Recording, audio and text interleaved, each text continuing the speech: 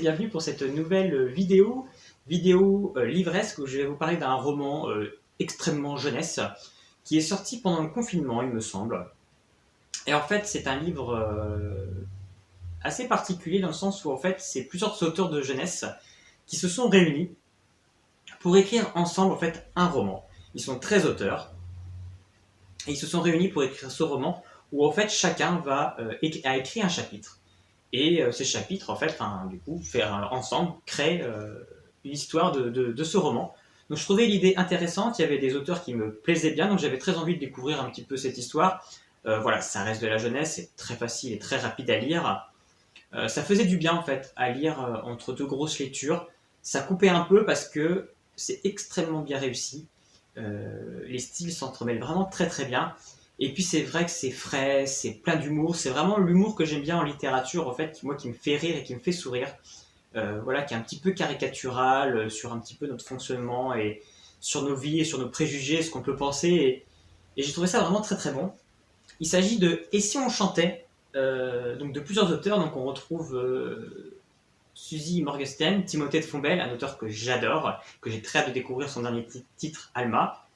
Clémentine Beauvais, Yves Grevet qui est très connu pour écrire Métaux, Vincent Villeminot que j'ai lu récemment, Nous sommes l'étincelle que j'ai adoré, c'est vraiment un auteur que j'aime beaucoup, Anne-Laure Boudou, Stéphane Michaka, Christophe Maury, pour la petite anecdote, qui écrit des histoires sur Mathieu, Victor Dixon qui est un auteur qu'on entend beaucoup parler, j'ai très hâte de découvrir cet auteur parce que j'ai beaucoup de romans de lui et j'ai toujours pas pris le temps de lire, Christelle Dabos bien évidemment, l'auteur de La Passe Miroir, Jean-Claude Mourleva que j'ai lu La Rivière à l'envers, François Place et Jean-Philippe Arouvigno. Donc il y a des auteurs que je n'ai pas forcément lus, mais après quand j'ai lu un petit peu l'historique de ces auteurs finalement qu'on connaît, on a forcément vu des romans d'eux.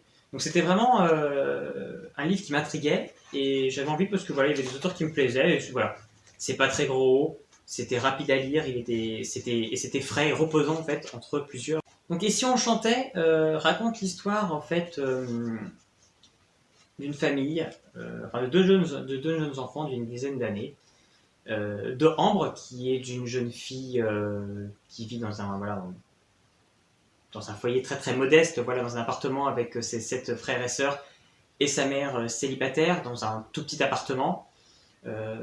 Sa mère en fait est le genre de femme qui enchaîne les hommes et qui a eu des enfants avec plusieurs hommes, qui en fait sa passion c'est d'être enceinte, c'est ce qu'on nous explique. Et de l'autre côté on a Louis Edmond qui lui voilà, est enfant unique dans une famille richissime avec des parents qui ne s'occupent pas forcément beaucoup de lui, qui communiquent surtout par message. Et on a donc ces deux enfants qui sont donc devenus amis, qui pourtant tout opposent, et qui ont envie d'aller chez l'un chez l'autre pour enfin se découvrir un peu plus, parce qu'on sent qu'il y a une petite histoire un petit peu d'amour qui se crée entre les deux. Et voilà, on sent un petit peu, voilà, on va avoir en fait cette rencontre entre ces deux univers, entre ce côté où Ambre, elle, vit dans une espèce de promiscuité, dans un espace vraiment très très petit, et au contraire, Louis Edmond qui lui vit dans un espace gigantesque alors qu'il est tout seul.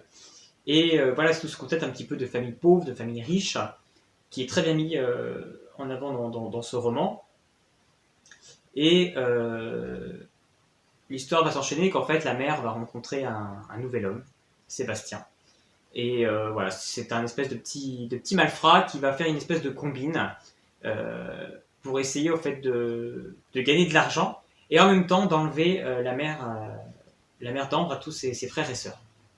Donc on va avoir une espèce en fait d'aventure qui va être lancée entre Ambre et ses frères et sœurs et Louis Edmond pour arriver à déjouer les plans de Sébastien, sauver sa mère et également les parents de Louis Edmond qui vont être aussi embrigadés en fait dans cette folle aventure entre les riches et les pauvres. Donc c'est vraiment quelque chose de très frais, il y a beaucoup d'humour, c'est vraiment très drôle, très attachant. Moi j'ai vraiment passé un très très bon moment de lecture sur ce livre, je vous le conseille vraiment, c'est vraiment très... ouais, c'est vraiment frais et ça fait du bien en fait en littérature française, on sent qu'ils ont voulu passer des messages qui sont vraiment très très bien reçus, sans être dans la lourdeur, tout est vraiment d'une fluidité, et on passe vraiment un très très bon moment de lecture, c'est vraiment très très détente. Et c'est vraiment très drôle, les personnages sont vraiment très attachants, il y a vraiment des trucs vraiment très très... Enfin, moi j'ai vraiment beaucoup rigolé sur certains passages. Donc j'ai passé un très bon moment de lecture en fait, sur ce roman, plusieurs mains, avec tous ces auteurs. Donc c'était vraiment une jolie petite découverte sur ce roman. Donc si vous aussi vous avez lu Et si on chantait, n'hésitez pas à me laisser un petit commentaire pour me donner l'avis que vous avez eu sur ce roman. Et puis sinon on se retrouve bientôt pour une prochaine vidéo. À bientôt.